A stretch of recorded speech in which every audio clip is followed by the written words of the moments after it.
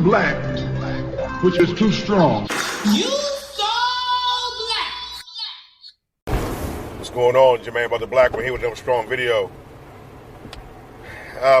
Want to talk about a topic that is going on all around. It's what most ladies need, what they want, what they gotta have. Ladies are now saying, well, they've been saying it, but it's just become ever more increasingly popular, that they want men to level up, to be on the same level I'm on. You know, you should have a house by now, a car by now. You should be making 6 figures by now. And I understand, there's not an argumentative bone in my body when it comes to women wanting men to level up. I get that. But, ladies, I need you to understand that what I'm about to say is, it's by no means a excuse as to why we're not on the same level as you or the same counterpart. But how can us men level up when the playing ground is not fair?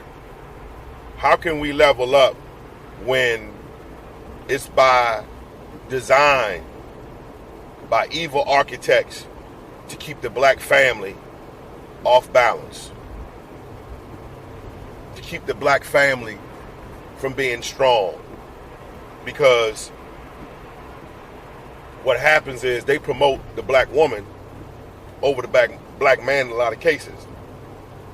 When my father retired from the federal government in 1992, he said before he retired, he saw a cosmic shift in the branch chiefs in the government become predominantly women and women of color.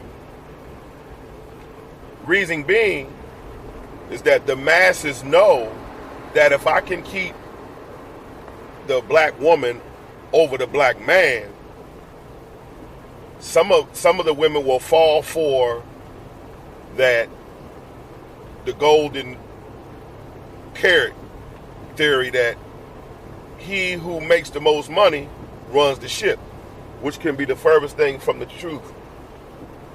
The furthest thing from the truth, because spiritually and emotionally, men were designed to lead and lead their families. And a lot of women say, well, I make my own money. I do what I do. Therefore, I can call my own shots. I'm the master of my own ship. That may be true if you're single. But when you're married, there's somebody else you got to be responsible for or accountable to each other for. Just because you make more money than a man doesn't mean you're necessarily smarter or you're necessarily wiser than a man. For example, I got a buddy right now that has an undergraduate degree, a law degree, and some work towards a master's degree. Certified paralegal. Has been concentrating on being a contract administrator for the past couple years. Why is it that he can't find a job? He is overly qualified to do a lot of these jobs, but yet when he goes for these contracts, he's finding they only last 1 and 2 months. They lie and say the contract's for 5 years, and because they know nobody's going to come in for no job that's going to last only for 4 months, but they got to get this contract somehow, so they got to alter the truth to lure you in. Then when they done with you, boom, they let you go. It's just the way it is. I keep telling him he need to have his own business, because this scenario's been repeated on more than one occasion. You know, and if it's happening to that brother, it's happening to brothers all over this country. So when y'all tell us to level up, the playing ground ain't level. It's like sending a football player to play in a game with one cleat and no shoulder pads, the chances of him getting hurt or breaking his collarbone or getting an injury is increased by 60 to 70% because he's not well protected as everybody else. He doesn't have the traction on the field, just like he don't have the traction in life because they sending him out there under-equipped. So, my thing is with the ladies is, you're sad and you can't find a guy because you can't find anybody that's on your level. It ain't that you can't find a guy, it's that you can't find a guy that's on your level economic-wise. There are great men out here who make under $100,000 a year. When I was married before, my ex-wife made way more money than I made. Well, not way more, but at least about $40,000 more, $60,000 more. But that didn't stop me because I learned how to obtain skill sets outside of my regular job.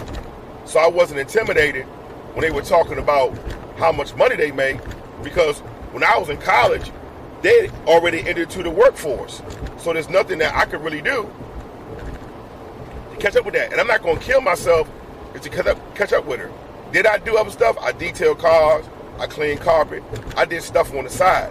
There's a difference in earning a living and knowing how to make money. I might address that on my other channel. Remember, hear it again. There's a difference on making a living and knowing how to make money.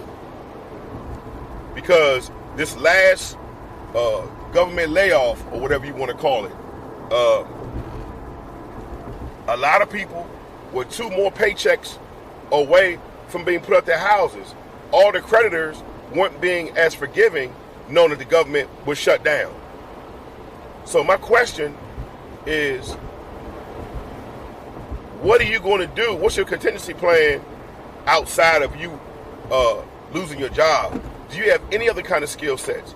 Can you do anything? That's the scary part about when you're losing a job. What do you have to fall back on?